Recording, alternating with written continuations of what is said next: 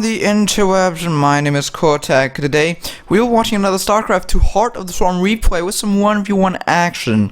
And this time, it is going to be between our yellow Terran in the bottom right corner of the map, playing for team IMI. It is going to be Dayshi versus our red pros in the upper left corner of the map, playing for team Mousesports. It is going to be MaNa Protoss versus Terran. Quite the cool matchup, especially in this map. Although I think that this map kind of favors the mech style of play from a Terran player. But here's the thing. There's one thing. Mech versus Terran versus Protoss, I mean, doesn't exactly work that well. It started to work a bit better versus Protoss in Heart of the Swarm, especially because of the Hellbats and the Widow Mines that work so, and I mean so well. They work fantastically. Just Hellbats and Widow Mines, they have been starting to get a bit of a, giving mech style a bit of a comeback versus Protoss. Hellbats versus the Zealots are pretty good. Widow Mines versus any sort of unit that Protoss has is overall pretty darn sweet. Now we're seeing a pretty basic style play from either player, but we're seeing that Dayshi is going for the gas opening instead of a gasless opening. So you might actually see maybe some Hellbats, maybe some Widow Mines, maybe it's just some Hellions. But maybe, I think that we might also see some Reapers, especially because he's not scouting. Dayshi is not doing any scouting whatsoever. He is just going to, he's not making a scout whatsoever, and he's already sending the rally point all the way to MaNa's base. So we're gonna see a Reaper here coming from this barracks. Reaper first, no reactor, just a Reaper, and I think he's gonna have the resources for it in time, and maybe he'll have to wait for a little bit. I'm not sure how much it costs. Yeah, he's gonna have to wait just a little bit, just a couple of seconds, not that big of a deal. And this probe's already starting to chase this little worker, poor little worker, and now he's just going off to different targets. He's just going for everyone he can. There you go, the Reaper is now being made, getting ready to just go for the scouting trip that he's about to embark on. And this SCV, will it actually die? No, it will not, because now there are two SCVs chasing that one probe. And seeing from MaNa though, he's already going for the expansion. He went for the one gateway expand. Again, that's also a typical style, but not going for the double gas. So here we go. The second gas is now being made. So correct me there. He is going to do double gas. It's just going to be a later second gas. So maybe not Mothership Core aggression, and not fast transition. One of those.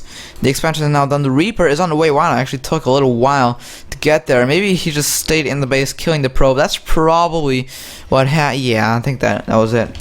Yeah, that was definitely it. The probe that was scouting died because of that Reaper. But it was a good thing for MaNa because he slowed down that Reaper harassment or scouting, and he saw the Reaper. So he knows what's coming him, so he's forced to make a Mothership Core. Not even the Stalker, even though he could not make a Stalker. I forgot about the gas part. He has the minerals, just doesn't have the gas. And the Zealot is now chasing that poor Reaper. And it was taking a bit of damage, but it can still regen just really nice, really quickly. But it has to be out of combat. He's constantly in combat.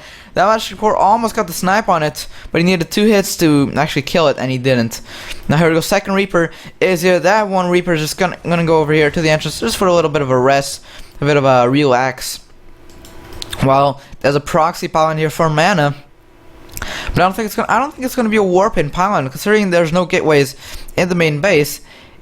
It might actually just be like a proxy Stargate, especially if he is just waiting there with the probe, seeing what he's gonna do next. Will it be a Stargate? Yeah, it's gonna be a Stargate. Definitely a Stargate, and one more truth. There we go. The Stargate is now being done here for MaNa. So I think we're gonna see some Oracle aggression. Wow, that one Stalker. Even though Stalkers are very good against Reapers, that one Stalker just demolished it instantly.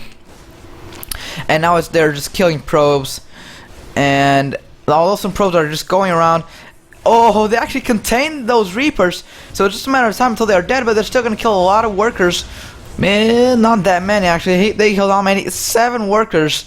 Well, 6. One of them was right here, but still, that's some nice damage here by Dayshi.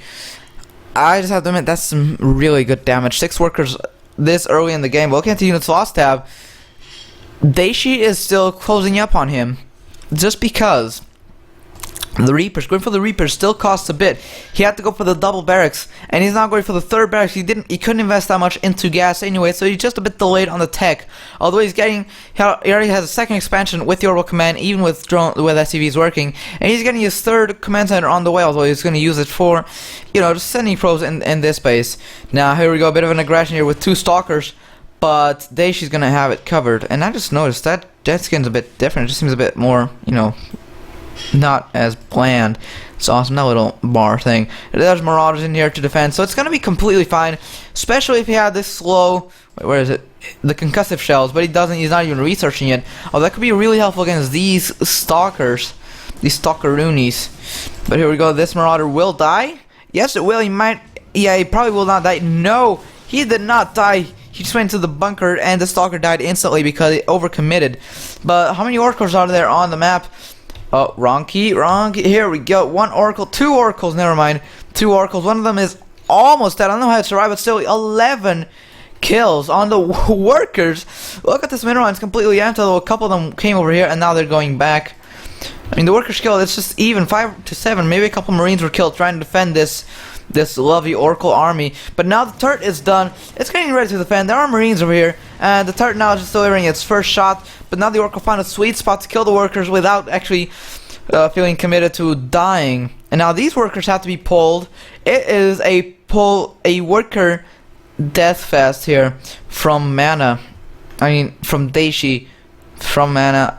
How should we say? Yeah, Dayshi. MaNa is just giving Dayshi a death fest of workers and Marines, of course. But now there are a lot of Marines, and these 2 oracles don't have any energy whatsoever to actually fight these Marines, so they're being forced to back away. But the second expansion here is done. It's working. The probes are just mining here. The double gas is now being made. Just get that gas income up a notch, double it, maybe even, yeah, he will double it up probably. How many income are you seeing? How many workers? Yeah, they're pretty much even on workers. Just that Dayshi has mules. That's the only thing. Dayshi has 3 mules, always constantly working because of the 3rd command center. So he just has that huge mineral advantage. And now this is actually a pretty good move by Dayshi. He needed the supply depots. Where did he build them? Right in front of the bunker, so that there are no surrounding units. But that can lead to a cost, because now the Marines can't get on there unless Dayshi lowers them down. But man, I think, yeah, he's thinking about a 3rd expansion, actually, not a 4th. Now, a couple of CVs being killed? No, maybe just Marines. Yeah, just Marines. But they're not going to be able to do anything. And here we go, the robotics bay being made for MaNa, an immortal being made, the +1 attack and defense also being researched, actually for both players, although Dayshi is now researching the +1 armor, and he doesn't have +1 armor, so basically he only has 1 engineering base. He's just constantly upgrade from that. But MaNa just has more forges, and he can just get ahead in upgrades in the long term. Now, the arm from Dayshi, it is mostly bio. Dayshi's army is just bio, with a couple barracks. Yeah, mostly barracks, 1 factory without any add-ons whatsoever, and 1 starport with a reactor just constantly producing medevacs. That's going to be great. It's also going to need to make another one for Vikings, or just use the one he already has for Vikings until whenever he has a great amount of medevacs, the amount where it doesn't need any more. Although you can't ever not need medevacs, they're always pretty good. Oh, sometimes there's just a point. Now we have a little bit of a trouble here from MaNa. He's not using the Stargate, and it's pretty much just sitting there. But good thing is, Dayshi didn't find it. Dayshi did not see that Stargate yet. So what that means is, MaNa does not have a lot to worry about. He still has the building there in case he needs it, in case he wants to do maybe Void Rays or Carriers, if that ever comes to such a point. Now, killing a couple of Marines with his Oracle, no, it's actually not. He sees 3 Marines, he could have killed it, but instead he just walked away. He's gonna maybe find this huge bio army, mostly Marines, but there are a couple Marauders in the army. Actually, he's making the same amount, 2 Marauders, 2 Marines at the same time. And, ooh, yeah, something here. Close that. But here's what we are seeing. Vikings as well being made, of course. +1, +2 attack, +1 defense, +1 armored, +1 +1 armor on the vehicles, on the factory units, and the starport units, because now it's the same upgrade. And the Colossus, they're being produced, although they're kind of stuck here. 2 Colossus kind of stuck. They cannot move, or can they? They kind of can move, but I guess he just really wants to send them actually to that place. 3 gateways on the way. And the army for MaNa is mostly just zealots, mostly sentries, a couple of stalkers as well. But these 2 Colossus will make a great addition, which he is sending. He should be readying up for an attack pretty soon, but Dayshi's going to beat him to it. Because look at this army from Dayshi, there's a lot. But now the Oracle with the Revelation upgrade is constantly keeping a track on those units. That's great. Just keep a track on where the attack is going. Although he can kind of see where the attack is going. He's destroying his expansion. Will he cancel it, actually? And now the Colossus must become in a good play. And here we go! The force fields are just amazing. Trapping most of the Dayshi's army. That was a great force field. And most of his army is now dead. Especially with the upgrades. The upgrades are actually doing a lot of good here. Actually doing pretty well. I'm not gonna lie. But the MaNa's army is chasing Dayshi's army. Well, I mean the remainders of it, but Dayshi is constantly producing Marines, Marauders, Hellbats. He's even making Hellbats now, so it's going to be a great addition to the army, especially with a lot of Zealots. But I have a feeling it's going to be too late. Look at the supply difference is basically on SCVs alone, and the army for MaNa, it is definitely a bit. I mean, it might actually beat Dayshi's army. I'm actually not that sure, because Dayshi's army is actually starting to size up really nicely.